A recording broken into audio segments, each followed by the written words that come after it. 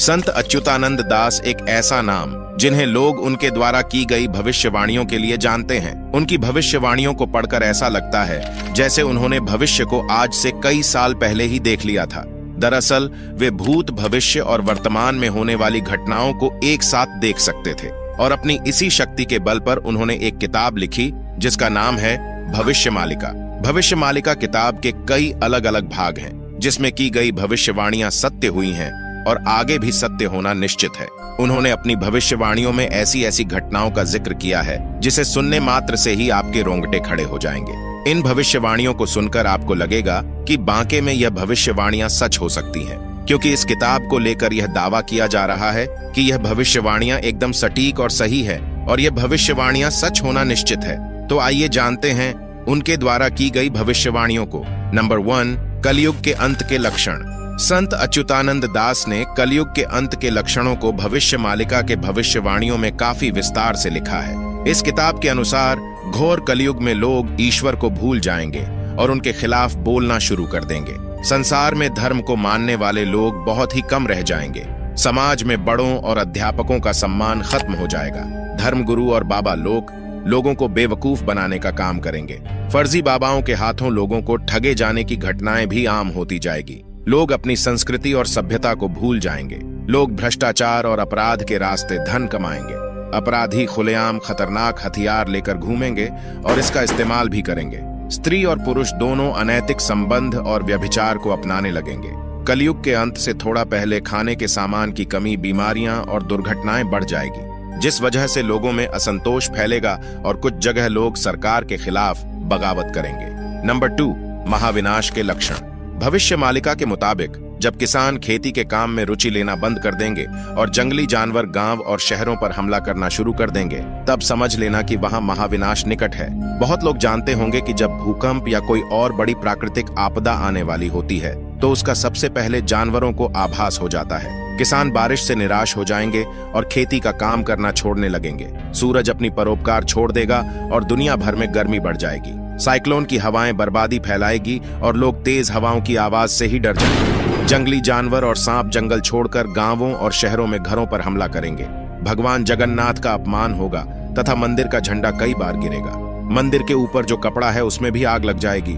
जब उड़ीसा में तूफान आएगा तब जगन्नाथ मंदिर में कल्प वृक्ष यानी पवित्र बरगद का पेड़ टूट जाएगा। इसके बाद दुनिया में लोगों के मरने का सिलसिला शुरू हो जाएगा और नई नई बीमारियां फैलेगी और उन बीमारियों का इलाज डॉक्टरों के पास भी नहीं होगा। महामारियों की वजह से लाखों की तादाद में लोग अपनी जान से हाथ धो बैठेंगे। लोग अंतिम संस्कार करते करते थक जाएंगे और कई शव तो घर में ही पड़े रह जाएंगे। दुनिया भर के लोगों का दिमाग अशांत रहेगा। दवाइयों से महामारी रोकने की बजाय और बढ़ जाएगी। नंबर 3, प्राकृतिक आपदा 2024 से 2025 के बीच मचाएगी तबाही। दुनिया के कई भागों में प्राकृतिक आपदा तबाही मचाते दिखाई देगी। कई देशों में बड़े बड़े भूकंप आएंगे तो कहीं जानलेवा बाढ़, कहीं बहुत ज्यादा बारिश होगी तो कहीं भयंकर सूखा होगा, जिससे लोग पानी के लिए तरस जाएंगे। मौसम का चक्र पूरी तरह बदल जाएगा, जिससे धरती पर बहुत ज्यादा गर्मी बढ़ जाएगी। साल 2024 से 2025 तक प्राकृतिक आपदाएं भारत समेत दुनिया भर के लोग झेलेंगे। धरती का तापमान बढ़ जाएगा और गर्मी इतनी पड़ेगी कि कई लोगों की जान चली जाएगी। 2024 दुनिया में आज तक का सबसे गर्म साल होगा। धरती के कई ग्लेशियर टूट जाएंगे। ध्रुवों पर जमी बर्फ तेजी से पिघलेगी। दुनिया भर में नदियों का पानी कम होने और जमीन के नीचे का पानी कम हो जाने से पानी की कमी होगी। खेती में नुकसान होगा। धरती का मौसम चक्र बेहद खतरनाक तरीके से बदल जाएगा। ऋतु चक्र का ज्ञान इंसानों के किसी काम नहीं आएगा। दुनिया के कई शहरों और गांवों में बाढ़ से बर्बादी होगी। जल प्रलय की वजह से जंगली जानवर गांवों और शहरों में घुस आएंगे। इस वजह से कई लोगों की मृत्यु हो जाएगी।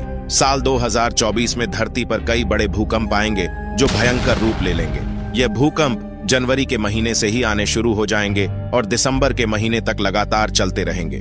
भूकंप की वजह से बहुत बड़ा नुकसान देखने को मिलेगा। दुनिया भर में कई चक्रवाती तूफान आएंगे। ये तूफान पहले के किसी भी साल की तुलना में न केवल तेज होंगे बल्कि इनकी संख्या भी ज्यादा होगी। दुनिया के कई छोटे बड़े जंगलों में आग लग जाएगी। यह आग इतनी भीषण होगी कि पर्यावरण का संतुलन बिगड़ जाएगा। दुनिया भर के जंगलों में हर साल भीषण आग लगने की घटनाएं आम होती जाएगी। नंबर 4, तीसरे विश्व युद्ध की शुरुआत। जब धीरे धीरे दुनिया में प्राकृतिक आपदाएं बढ़ जाएगी तो दूसरी ओर शनि के कुंभ राशि में प्रवेश करने पर हो जाएगी तीसरे विश्व युद्ध की शुरुआत। यह विश्व युद्ध 6 साल 6 महीने चलेगा। इससे दुनिया 2 भागों में बंट जाएगी। तीसरा विश्व युद्ध इतना भयानक होगा कि लोग आत्महत्या करने पर विवश हो जाएंगे। भविष्य मालिका के अनुसार तीसरा विश्व युद्ध आपसी जमीनी विवाद, भूखमरी और आंतरिक गृहयुद्ध इस युद्ध का कारण होगा। इस युद्ध में परमाणु हथियारों का इस्तेमाल होगा और इस वजह से धरती पर ज्यादातर लोगों की मौत होगी और कुछ ही लोग बच पाएंगे। नंबर 5, आसमान में दिखेंगे 2 सूरज।